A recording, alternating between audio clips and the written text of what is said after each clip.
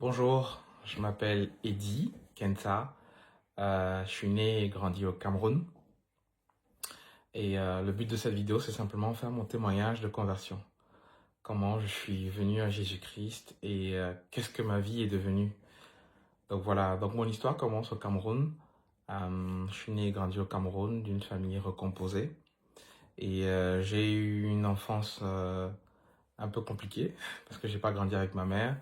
Et après, à l'âge de 6 ans, j'ai découvert que j'avais des demi-frères et ça du côté de mon père. Et puis après, mon père nous a rassemblés ensemble, on a commencé à vivre dans la même maison. Donc voilà, mes parents allaient à l'église très souvent et on priait même souvent à la maison, on lisait la Bible, mais je connaissais pas particulièrement Dieu plus que ça. C'est vrai que très petit déjà, on faisait des petites animations à l'église, des récitations de versets bibliques, mais ça n'avait aucun vraiment un sens réel pour moi en tout cas. Ce qui s'est passé, c'est que à l'âge de 6 ans, c'est là où j'ai un premier déclic, où lors d'une conférence, je crois, à l'église, un pasteur avait partagé le message de l'évangile pour l'époque et lancé ce qu'on appelle un appel. Pour ceux qui connaissent un peu dans les églises évangéliques, c'est quand on invite les gens à venir devant et faire la prière du pécheur. Et je devais avoir 6 ans, 7 ans, même pas, 6-7 ans de mes souvenirs. J'avais fait cette fameuse prière du pécheur. J'avais déjà un cœur qui désirait, bien que très jeune, suivre Dieu. Et j'étais pas vraiment allé pour faire plaisir, c'est parce que ça m'avait énormément touché, le sacrifice de Jésus. Pour dire comme quoi un enfant de 6-7 ans peut déjà commencer à comprendre la notion du bien et du mal et commencer à se tourner vers Dieu. J'ai vécu un abus, une forme d'inceste à cet âge-là, autour de 6 ans, 7 ans, qui m'a profondément traumatisé. Les années sont passées et ensuite ce qui s'est passé, c'est qu'on a beaucoup déménagé parce que mon père était souvent affecté d'une ville à l'autre. On a beaucoup bougé dans le Cameroun, entre l'ouest, le nord, et puis on est revenu dans le littoral. Et de fil en aiguille, en grandissant, devenant adolescent, bah, je continuais à suivre mes parents à l'église, j'étais un bon enfant. Je faisais tout ce qu'on me demandait, j'avais de bonnes notes à l'école. À un moment donné, je pense que vers le début de ma puberté, disons sous les classes de troisième, seconde, sans forcément être exposé à la pornographie ou des trucs comme ça, bah, je suis tombé dans la masturbation. J'ai commencé à me masturber de manière aléatoire. Et ensuite, c'est devenu une addiction. Une addiction qui m'a dévoré et qui me faisait lutter avec beaucoup de culpabilité. Et dans cette même période, euh, et donc de fil en aiguille, bah, je devenais esclave en fait de cette habitude de la masturbation. Et je nourrissais également beaucoup de rancune et d'amertume envers mon père pour beaucoup de choses que je pouvais lui reprocher, comme le fait d'avoir abandonné ma mère, le fait de nous abandonner aussi parce qu'il n'était pas leader pour moi à la maison. Et il y avait beaucoup de choses qui se passaient où j'estimais que c'était sa responsabilité de traiter les choses. Donc je nourrissais la colère, la rancune. Et j'étais vraiment captif de ces deux péchés en fait. Captif de ça, en souffrance vraiment. C'était très compliqué pour moi de me développer parce que du coup, ces luttes-là m'ont fait développer une sorte de double vie. Il y avait la vie qu'on connaissait de moi à la maison et puis il y avait vraiment mes amis à l'extérieur qui me connaissaient vraiment. Mais j'avais ce poids parce que je savais que les choses que je faisais étaient mal devant Dieu, mais je ne savais pas comment en être libre. J'avais commencé à prendre conscience que j'étais comme esclave du péché j'ai commencé à demander l'aide un peu partout sans vraiment savoir comment m'en sortir. Et au fur et à mesure, j'ai commencé à vraiment avoir une soif de lire la Bible. Je voulais connaître Dieu personnellement. J'étais fatigué d'être juste un enfant qui suit ses parents dans la religion. Je voulais faire une expérience personnelle avec Dieu. Et c'est là où, en fait, j'ai commencé en classe de troisième seconde vraiment à énormément lire la Bible, à essayer de la lire de A à Z. Je me rappelle que je rentrais des classes, j'ouvrais ma Bible et je prenais vraiment le temps de lire et de lire. Je buvais des dizaines de chapitres par jour sans pouvoir expliquer d'où me venait cette soif. Et ce qui s'est construit petit à petit en moi, c'est une prise de conscience que notamment dans le livre des Actes, dans le livre de 1 Corinthiens, 2 Corinthiens, les apôtres, en tout cas les premiers chrétiens de l'époque dans la Bible, avaient vécu beaucoup de choses avec Jésus que moi je ne vivais pas. Et l'un des exemples qui m'a particulièrement marqué, c'était le Saint-Esprit. C'est que j'observais que dans l'église où j'allais, en fait, il n'y avait pas ce que la Bible décrivait, par exemple dans 1 Corinthiens 12 ou 1 Corinthiens 14, comme des dons spirituels. Et je trouvais qu'il y avait énormément d'écart entre ma vie et la vie de la Bible, entre ce que les premiers chrétiens avaient vécu. Je trouvais qu'il y avait énormément d'écart entre ce que le pasteur disait, ce que les gens vivaient et ce que la Bible décrivait. Et ça a commencé à créer une vraie forme de confusion en moi. Et à un moment donné, j'ai commencé à prier. Dieu, je voyais les années s'approcher. J'allais avoir mon bac bientôt et quitter la maison. Je voulais vraiment rencontrer Dieu. Je voulais découvrir qui était Dieu. Je voulais avoir une vraie relation avec Dieu. Et je me souviens qu'une fois, euh, lorsque j'étais sur une plateforme, on va dire un bâtiment en construction, j'ai entendu cette voix me dire, à partir de maintenant, je veux que tu me suives de tout ton cœur. Je paraphrase en quelques mots. Et ça a été vraiment comme un tournant décisif pour moi, où j'ai commencé comme à entendre la voix de Dieu. Et je me suis mis en quête de réponse. Euh, J'avais commencé à prier, chercher, et petit à petit, je rencontrais des amis qui allaient dans des églises, etc. Mais bref, qui vivaient des choses que je ne vivais pas. Et notamment certains qui vivaient vraiment cette, euh, cette, euh, cette expérience où Dieu leur parlait, par le Saint-Esprit, ils vivaient des choses. Et c'est comme ça que, ayant un cœur repentant, un jour je vais à un événement et je priais pour être guéri de la myopie. Alors j'ai pas de lunettes là, mais j'ai été longtemps, pendant plusieurs années, presque 15 à 20 ans même, myope. Parce que dans ma famille, on est myope. Et moi, je me rappelle, j'étais à une conférence, un événement, une réunion de prière, et je priais pour être guéri de la myopie. Parce que j'avais mon cousin qui, lui, avait mis ses lunettes dans un tiroir et qui ne les portait plus. Et en fait, à ce moment-là, je me rappelle très bien qu'en priant pour recevoir, j'étais en classe de première, en, en priant pour recevoir cette guérison de la myopie, et ben moi, ce qui s'est passé, c'est qu'à un moment donné, je me suis mis à parler une langue que je ne comprenais pas. Et ça m'a choqué parce que j'essayais de fermer ma bouche. Plus je fermais ma bouche, plus ça sortait comme de la diarrhée. Ça devenait difficile à retenir. Et je parlais un langage que je comprenais pas trop. J'avais comme un feu dans mon dos. Et visiblement, les gens autour de moi faisaient autre chose, ils priaient, ils faisaient autre chose, mais j'avais l'impression d'être le seul à vivre ça. Ça a duré 5, 10 minutes, peut-être 15 minutes, je sais pas. Et plus je baissais, plus je commençais à parler, mais une langue que mon intelligence ne comprenait pas. Et à un moment donné, ça atteint comme un pic, et puis après, ça s'est calmé tout seul. Et c'est comme ça que, en allant justement discuter avec quelqu'un qui était déjà un disciple de Jésus, qui était chrétien, il m'a expliqué qu'en fait j'avais vécu l'expérience du baptême du Saint-Esprit, notamment au travers du parler en langue. Et pour moi, c'était quelque chose de totalement nouveau parce que j'avais longtemps aspiré à ça, mais je ne l'avais pas vécu. Et j'ai commencé à prendre conscience qu'il y avait une vie que Dieu voulait me faire découvrir. Il m'avait encouragé à continuer de parler en langue pour entretenir cette habitude et ce don-là. Et les années ont continué. Il y a eu beaucoup de difficultés dans ma famille au point où j'ai même fait une tentative de suicide en classe de terminale. Je venais d'avoir mon bac, mention bien, mais j'avais beaucoup de luttes intérieures. Ensuite, quand j'ai eu mon bac, je suis quitté de la maison pour aller dans la capitale où j'ai fait mes études. Et en première année d'école d'ingénieur, Dieu a vraiment commencé à sérieusement me parler par rapport au baptême. J'avais beaucoup de faux raisonnements parce que venant d'un background d'église, on va dire traditionnelle réformée, où on baptise Jean bébé, bah, c'était compliqué pour moi. Et du coup, je me disais non, les petites gouttes d'eau que j'ai reçues, c'est bon, j'avais déjà fait ma confirmation. Mais bref, je sentais comment il y avait une lutte entre Dieu et moi. Et c'est là où petit à petit, Dieu a commencé à me parler sur l'importance de me faire baptiser d'eau.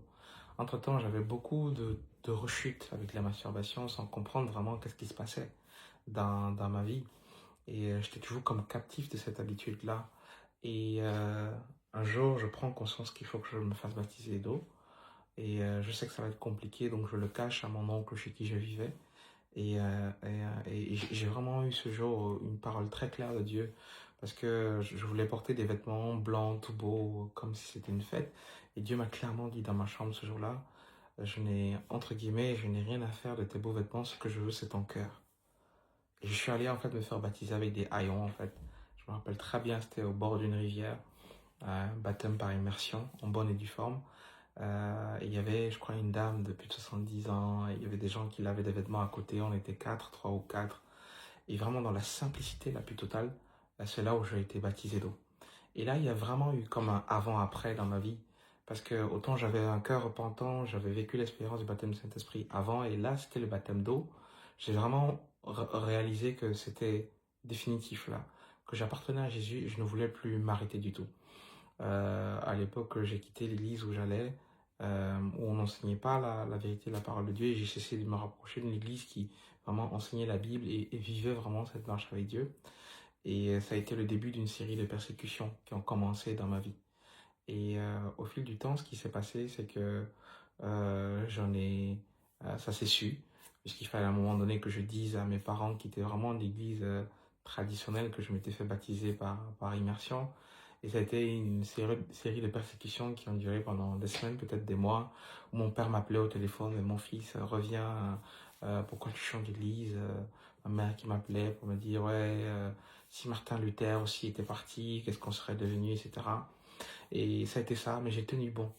Et ce qu'il faut savoir, c'est que quelques temps après mon baptême, j'ai vécu une délivrance aussi, une véritable délivrance qui a enclenché un vrai processus, en tout cas de restauration intérieure et de sanctification dans ma vie. Je ne savais pas qu'on pouvait vivre la délivrance alors qu'on avait déjà reçu Jésus.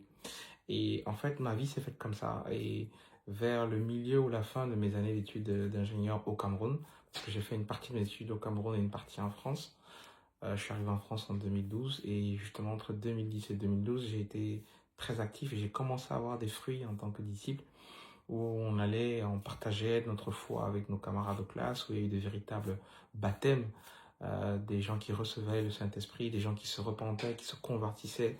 Et c'était vraiment un moment fou parce qu'il n'y avait pas d'église, bâtiment nécessairement, mais on vivait la foi avec des étudiants qui eux aussi reconnaissaient la Bible comme étant la parole de Dieu, qui s'efforçaient juste à vivre cette vie de disciple comme Jésus l'a demandé. Et ensuite, quand je suis venu en France, en 2012, j'ai un peu perdu cette vie de disciple que j'avais connue en école d'ingénieur. Et j'ai entamé là un long processus d'errance qui a un peu duré entre mon intégration, etc., les premières années. Puis ensuite, je me suis marié, mais on va dire clairement entre 2012, où je suis arrivé en France, et presque 2023, 2024, c'était un vrai désert. Un désert de 11 ans, 12 ans. Et j'étais né de nouveau, je vivais ma foi, je jeûnais, je priais, je lisais la Bible. J'ai évolué en responsabilité dans les différentes églises évangéliques où j'allais, en étant responsable de jeunes, en faisant la musique. Voilà, je voulais servir Dieu de tout mon cœur et même à un moment donné, on m'a donné la possibilité de pouvoir partager des exhortations. C'était un pasteur même qui voyait en moi quelqu'un qui pouvait faire une école biblique, qui est devenu pasteur plus tard. Bref, mais il y avait toujours un peu cette frustration de plus juste ce que j'avais vécu au Cameroun. Et j'étais assez errant dedans. Et j'ai vécu une expérience qui a été assez marquante. C'est qu'à un moment donné, il y a une sœur en Christ qui était dans notre église où j'allais, qui, qui un jour me fait part de comment elle aspirait beaucoup au baptême du Saint-Esprit. Elle est allée à un événement où elle avait reçu le Saint-Esprit et elle priait pour que d'autres personnes reçoivent le Saint-Esprit. Elle m'expliquait aussi qu'ils allaient dans les rues et qu'ils priaient pour les malades, qu'ils voyaient des guérisons. Et ça m'intriguait beaucoup ce qu'elle vivait. Elle avait essayé plusieurs fois de m'inviter. Et du coup, de fil en aiguille, j'ai commencé à m'intéresser à ce qu'elle faisait. J'ai commencé à lire des livres, notamment de Last Reformation. Petit à petit, j'ai commencé à être très curieux sur cette vie des disciples, notamment au travers d'un film qui s'appelait The Last Reformation, The Beginning. Et du coup, petit à petit, j'ai commencé à m'intéresser à pourquoi est-ce qu'elle vivait ce que je ne vivais pas.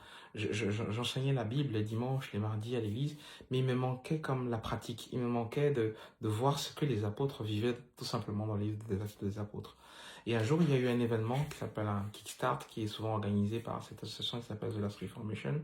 Il y avait plein de gens qui étaient là dans la région où j'habite. Et du coup, ça m'a beaucoup intrigué parce que j'ai vu plein de choses là-bas que je n'avais pas vues. J'ai vu deux hommes, euh, euh, qui était venu et qui avait partagé l'évangile dans la toute simplicité.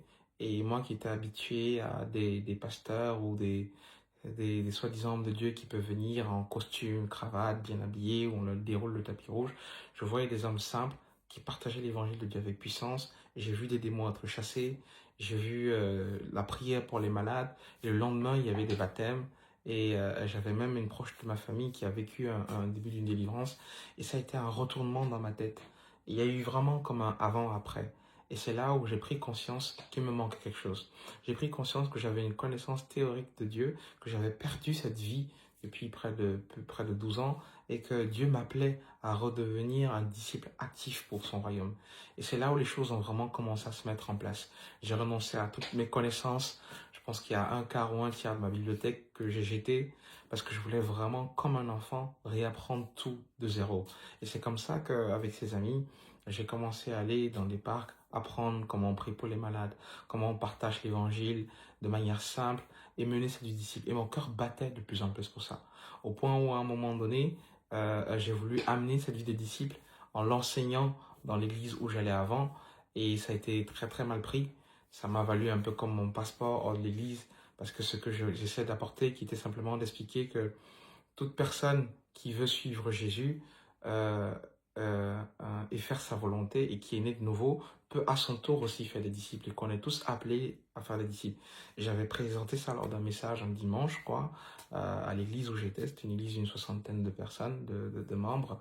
Et j'expliquais que voilà, tout chrétien né de nouveau peut conduire quelqu'un d'autre à se repentir, à se détourner de ses péchés, que tout chrétien né de nouveau, donc un disciple baptisé, et que c'est pas juste le pasteur qui peut baptiser, et que toute personne née de nouveau peut imposer les mains et prier pour que quelqu'un reçoive le Saint-Esprit, il peut le recevoir, et qu'on n'a pas besoin, si je suis aujourd'hui en Éthiopie ou au Mali, d'aller appeler le pasteur pour dire ouais, il y a quelqu'un là qui venait d'être de nouveau, il va entrer dans le royaume des cieux, est-ce que tu peux venir le baptiser et faire le boulot?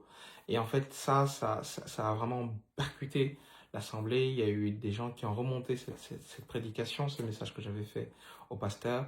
Et il y a eu vraiment un désalignement de vision qui a fait que nous, en tout cas moi et ma famille, on a dû partir. Et là, il y a eu vraiment une tournure complète qui s'est produite, c'est que j'étais prêt à tout pour vivre cette vie de disciple. J'ai tout quitté.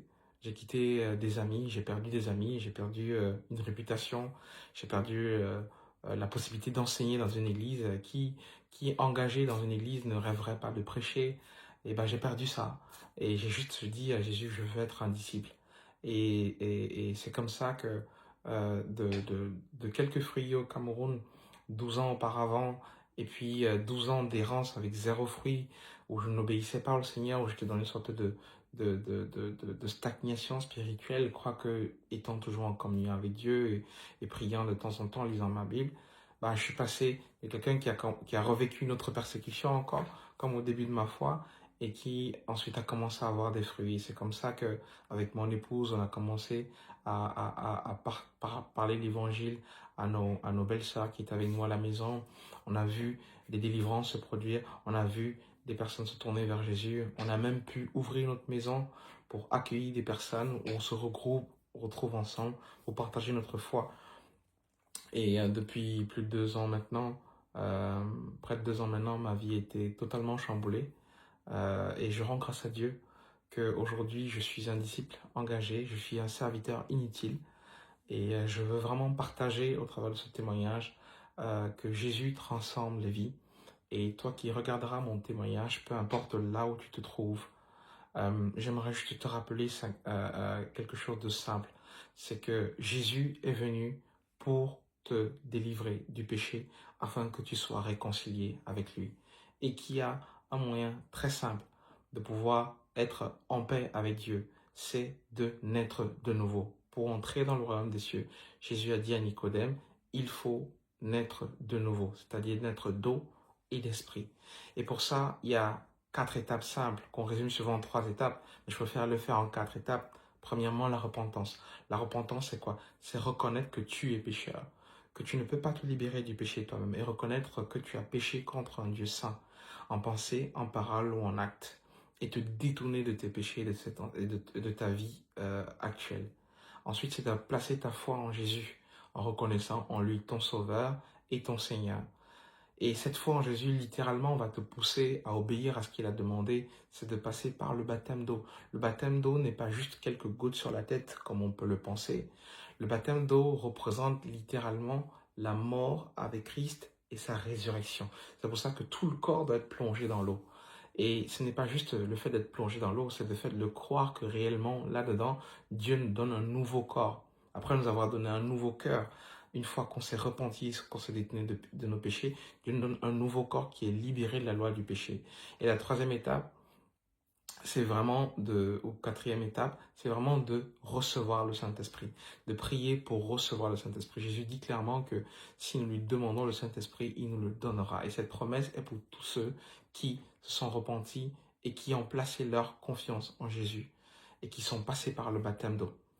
Et ce témoignage, j'espère, pourra t'interpeller, toi, aujourd'hui, à te poser la question, où passeras-tu l'éternité? Est-ce que tu as fait la paix avec Dieu? Est-ce que tu as pris conscience que si tu es aujourd'hui sur terre, c'est parce que Dieu a un but pour ta vie et il veut vraiment être en communion avec toi. Il veut te donner sa vie et il veut que tu puisses porter du fruit pour lui et faire les mêmes œuvres que Jésus a fait ici-bas. Et j'aimerais vraiment dire que la prière du pécheur, celle qu'on fait traditionnellement pour inviter Jésus dans sa vie, où on dit Seigneur Jésus, je t'invite dans ma vie, ne suffit pas pour que tu sois sauvé et que tu naisses de nouveau. Il faut déjà que tu prennes conscience que tes péchés te séparent de Dieu. C'est la seule chose qui nous sépare de Dieu. Et tant qu'il n'y a pas cette décision ferme dans ton cœur de te repentir, de te détourner de ton ancienne vie et de confesser tes péchés, cette prière ne pourra pas te sauver. Et j'aimerais juste t'encourager, toi qui me regardes, à voilà, écouter cette vidéo s'il le faut plusieurs fois et de prendre contact avec moi, peut-être dans les commentaires, peu importe le moyen par lequel tu tomberas cette vidéo, pour aussi que je puisse t'accompagner et te montrer comment est-ce que tu peux être réconcilié avec Dieu. Merci beaucoup, à bientôt.